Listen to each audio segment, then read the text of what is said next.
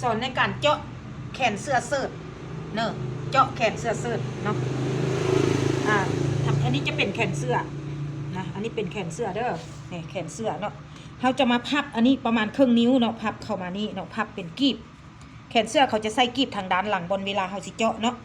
แล้วที่นี่เขาแทกลงมานี่เลยสี่นิ้วครึ่งนี่แบบง่ายๆเลยเด้อพี่น้องแบบเร่งรัดเนาะนี่แบบง่ายๆเลยแทกมานี้นี่ครึ่งนิ้วพี่น้องแทกนี่ครึ่งนิ้วเนาะและถ้าเอาไม้บรรทัดขีดลงมาเนาะขีดลงมาให้มันซื่อในการที่เราจะเจาะเนาะแล้วตัวนี้เนาะแบบเจาะแบบงามๆเด้อพี่น้องเด้องามเนาะเจาะแบบงามเลยลงมานี่1 นิ้วเนาะ1 นิ้วตัวนี้1 นิ้ว1 นิ้วแล้วเราจะขึ้นมานี่เนาะอยู่นี่ก็ครึ่งนิ้วเนาะเอาครึ่งนิ้วเพราะว่าย้ายสีจะไล่เป็นครึ่งนิ้วเนาะแล้วก็ขีดซื่อแบบนี้พี่น้องนี่ขีดซื่อแบบนี้แล้วเนาะนี่อันนี้คือสเปคในการจะเจาะแขนเสื้อสุภาพแบบงามๆเนาะแบบเร่งรัดเลยนะแบบง่ายๆพี่น้องนะอันนี้1 นิ้วอันนี้เอาออกจากนี่กับครึ่งนิ้วเนาะแล้วก็ออกมานี่อีกเนาะ